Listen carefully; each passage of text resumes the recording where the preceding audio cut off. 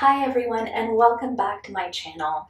Once again, I am bringing you another art journaling spread that I created from the intention of pulling a tarot card and sitting and meditating and working through the message that I receive in that card. Today we're working with the Nine of Wands.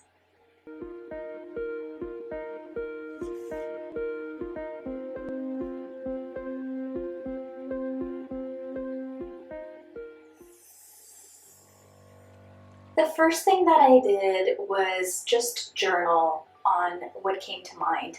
The message that was coming through loud and clear in this card. I ended up just writing on a piece of watercolor paper, which is what I'm going to create my art journal page on today. And what I ended up writing is exactly this. Be prepared to deal with the challenges of creative work. They are normal. Nothing has gone wrong. Your only job is to show up. Do the work. It's all you can control today and every day. This was a message that I needed to hear. It may very well be a message that you need to hear. So I wrote that, and that became the foundation for my page.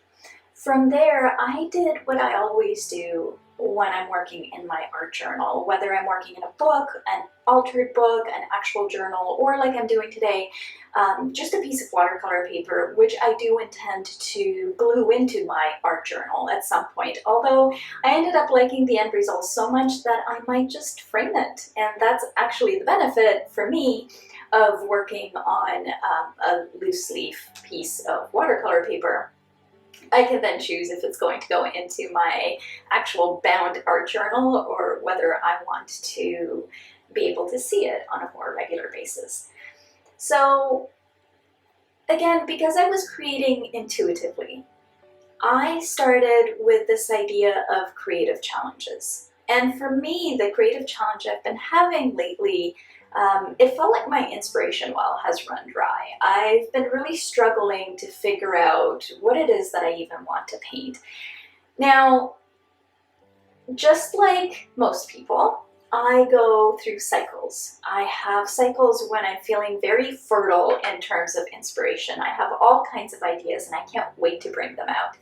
And then there are times when I can't really make anything come together. I'm feeling very uninspired. Sometimes I'm feeling very unmotivated, but even if I am feeling motivated to create, I may still be feeling like I don't know what to create. And that feeling of just staring at a blank page and not knowing what to do is enough to stifle my creativity and my self-expression. And so when I pulled the Nine of Wands, it felt like it was encouraging me just to push through whatever creative challenge I'm having. So not knowing what I was going to create, I went in with no expectation of myself, no preconceived notion, and because of that, no real attachment to outcome. I told myself that if whatever I created today didn't work out, if it wasn't something I liked looking at, well, no big deal. I could just throw it away. The idea here was for me to sit with my own process and also with just the struggle, because yes, the struggle is real. Feeling unmotivated or whatever creative challenge you might be dealing with, the first step is always acknowledging that that challenge is happening, that it is true, that it is real, that you are feeling it. And don't get me wrong, there are going to be people who will tell you that there is no such thing as artist block, that there's no such thing as writer's block, there's no such thing as painter's block, that the only thing you need to do is just create and push past it. And absolutely, I agree that showing up is 90% of the battle. But I also think that it's important to acknowledge and to allow ourselves our feelings. And if those feelings are, feeling blocked, feeling stuck, feeling unmotivated, feeling down on ourselves for whatever it is that we're going through, I think acknowledging that matters. I think acknowledging that is important. And so that's why I started from the place that I started from. And then the only thing I did was I took some ink and some paints in a color palette that I loved. It's very fall. There are oranges and browns and yellows, and then just the contrast of black and white, which I really love. I just splashed that onto the background in a way that felt intuitive and playful and fun. And then the next thing I knew, I was drawing a face. I was painting a girl. And then I just allowed her to come to the surface. I played around with her face quite a bit. I changed her features. I wasn't quite sure if I wanted to go more whimsical or more realistic.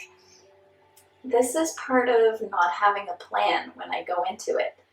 And the entire time that I was creating, I was meditating on this idea of embracing the creative challenge, of letting myself feel what I'm feeling and still letting myself create. I think so often we stop ourselves because we're struggling. We think that the struggle shouldn't be happening, that we should be past the struggle at this point. And I find that just accepting and allowing and creating anyway makes all the difference.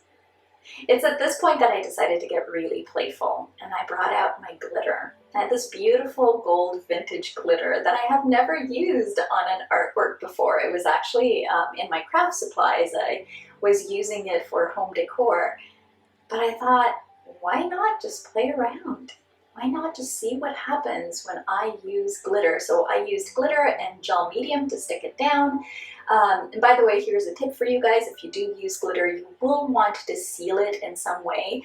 The best way to seal the glitter onto the artwork that I have found, whether it's on paper or canvas, is just to use hairspray. Regular old hairspray that you probably have in your bathroom. Just spray it right onto the glitter after it's dried onto the gel medium, and it'll stick on there really, really well. And then from there, I just decided to add a few details, a few finishing touches to her face, and just continue to play. I added some decorations, a little bit of design with some paint. At this point, you could tell that I was really feeling it. I was really into this girl. I love her golden glitter dress. I love everything about her. And for me, a piece isn't finished unless I add words to it. It is part of my process. It is part of who I am as an artist, as a human. I always have to have words on my pieces. And so I pulled out at random, like I always do, from my word jar, just a couple of phrases that called out to me. And I ended up with the word enlightenment, which went on her dress, and then the phrase tastes of freedom. So the whole piece says enlightenment, tastes of freedom, which is actually a quote from Martha Beck. It's something that she very often says, that is how you know that it is actual enlightenment and that you're not fooling yourself. That when you have this aha moment, when you have a breakthrough, when you're feeling yourself getting to that next level, the way that you know if it's true enlightenment is that it feels light. It feels like peace in your heart, and it feels like freedom. The entire process of creating this girl, of letting myself play, of just not having any expectations, embracing the challenges, and then creating anyway, all of that felt like freedom. And that is what I'm wishing for you today. I would like to invite you to download the worksheet that I always create with these videos. There's a link for it in the description box below, where you can work through some of these same prompts with your own creative challenges and with your own work. I hope that watching this video was helpful. I hope it was a soothing balm for your artist's soul. I'm so glad you're here with me today. Thank you so much for watching. Don't forget to subscribe, and I will see you back here again next week.